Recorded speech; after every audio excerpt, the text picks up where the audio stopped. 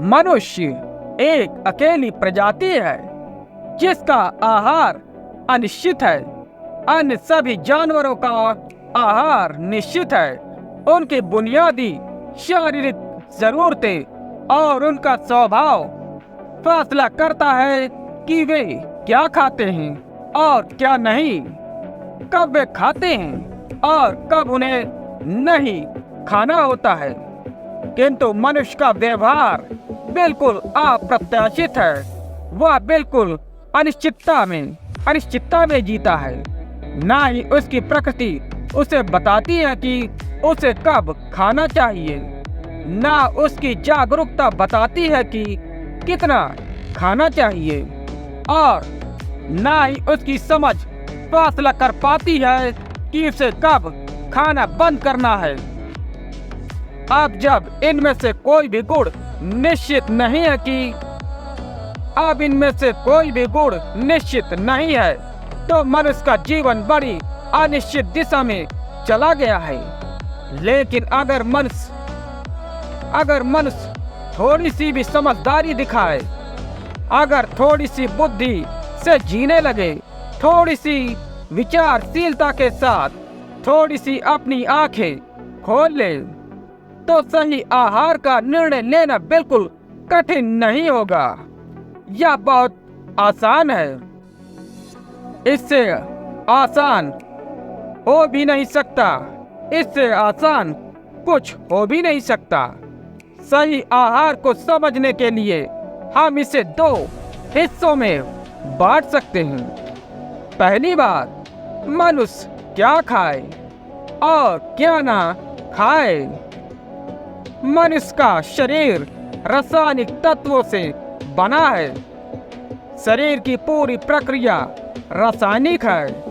अगर मनुष्य के शरीर में शराब डाल दी जाए तो उसका शरीर पूरी तरह उस रसायन के प्रभाव में आ जाएगा। यह नशे के प्रभाव में आकर बेहोश हो जाएगा।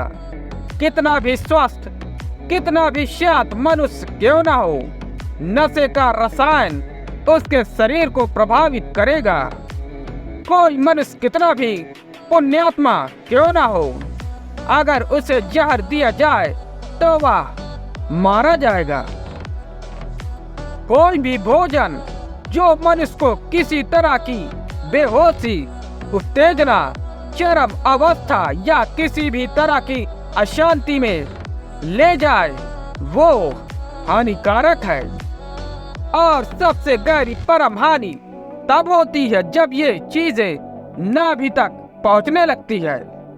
शायद तुम नहीं जानते कि पूरी दुनिया की प्राकृतिक चिकित्सा पद्धतियों में शरीर को स्वस्थ करने के लिए गीली मिट्टी, शाकाहारी भोजन, हल्के भोजन, गीली पट्टियों और बड़े टब में स्नान का प्रयोग किया जाता है। लेकिन अब तक कोई प्राकृतिक चिकित्सा यह नहीं समझ पाया है कि गीली पट्टियों, गीली मिट्टी, टब में स्नान का जो इतना लाभ मिलता है, वह इनके विशेष गुणों के कारण नहीं बल्कि नाभि केंद्र पर इनके प्रभाव के कारण है। नाभि केंद्र पूरे शरीर पर प्रभाव डालता है।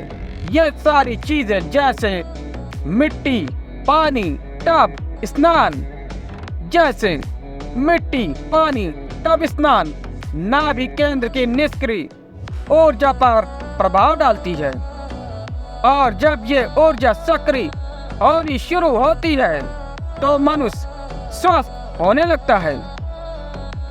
लेकिन प्राकृतिक चिकित्सा अभी यह बात नहीं जान पाई है। प्राकृतिक चिकित्सक सोचते हैं कि शायद यह स्वास्थ्य लाभ गीली मिट्टी, टब में स्नान या गीली पट्टियों को पेट पर रखने के कारण है। इन सब से भी लाभ होता है, परंतु वास्तविक लाभ नाभि केंद्र के निष्क्रिय ऊर्जा के सक्रिय होने से होता है। अगर नाभि के साथ गलत व्यवहार किया जाए, अगर गलत आहार, गलत भोजन किया जाए, तो धीरे धीरे नाभि केंद्र निष्क्रिय पड़ जाता है और इसकी ऊर्जा घटने लगती है। धीरे धीरे नाभि केंद्र सुस्त पड़ने लगता है। आखिर में यह लगभग सो जाता है। तब हम इसे एक केंद्र की तरह देखना भी बंद कर देते हैं। तब हमें सिर्फ दो केंद्र दिखाई पड़ते हैं। एक मस्तिष्क जहाँ निरंतर विचार चलते रहते हैं और थोड़ा बहुत हृदय जहाँ भावों का प्रभाव रहता है। इससे गहराई में हमारी किसी चीज से संपर्क नहीं बन पाता। तो जितना हल्का खाना होगा उतना वह शरीर में कम भारीपन बनाएगा और अंतर यात्रा शुरू करने के लिए वह ज्यादा मूल्यवान और महत्वपूर्ण बन जाएगा। सही आहार के बारे में याद रखना चाहिए कि ये उत्तेजना ना पैदा करे, ये नशीला ना हो और भारी ना लगे। सही आहार लेने के बाद आपको भारीपन और झपकी महसूस नहीं होनी चाहिए।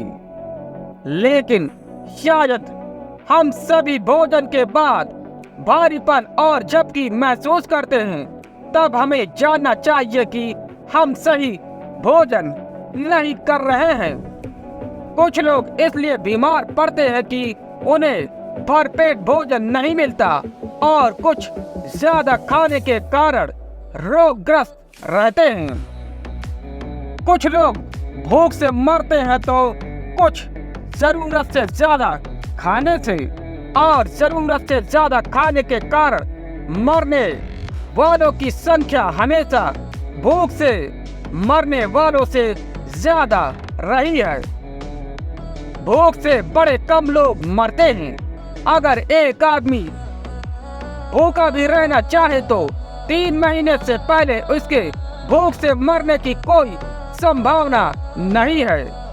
कोई भी व्यक्ति 3 महीने तक भूखा रह सकता है, लेकिन अगर कोई 3 महीने तक जरूरत से ज्यादा खाना खाता रहे तो उसके बचने की कोई संभावना नहीं है। भोजन के प्रति गलत नजरिए हमारे लिए खतरनाक बनते जा रहे हैं। ये बहुत महंगे साबित हो रहे हैं। ये हमें ऐसी स्थिति में ले जा चुके हैं जहां हम बस किसी तरह जीवित हैं। हमारा भोजन शरीर को स्वास्थ्य देने की बजाय बीमारियां देता जा रहा है। यह ऐसा हुआ जैसे सुबह उगता सूरज अंधकार पैदा करे।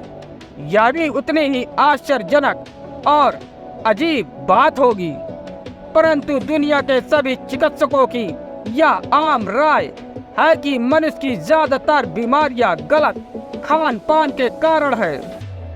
तो पहली बात यह कि हर मनुष्य अपने भोजन के प्रति जागरूक और सचेत हो। और यह बात मैं ध्यान के लिए विशेष रूप से कह रहा हूँ। एक ध्यानी के लिए यह बहुत आवश्यक है कि वह अपने भोजन के प्रति जागरूक रहे कि वह क्या खा रहा है, कितना खा रहा है और इसका शरीर पर क्या प्रभाव पड़ेगा। अगर कोई व्यक्ति जागरूकता से कुछ महीने प्रयोग करे तो वह निश्चित रूप से पता लगा लेगा कि कौन सा भोजन उसे स्थिरता, शांति और स्वास्थ्य प्रदान करता है। इसमें कोई मुश्किल नहीं है, परंतु यदि हम अपने भोजन के प्रति जागरूक नहीं है तो हम कभी अपने लिए सही भोजन नहीं तलाश पाएंगे।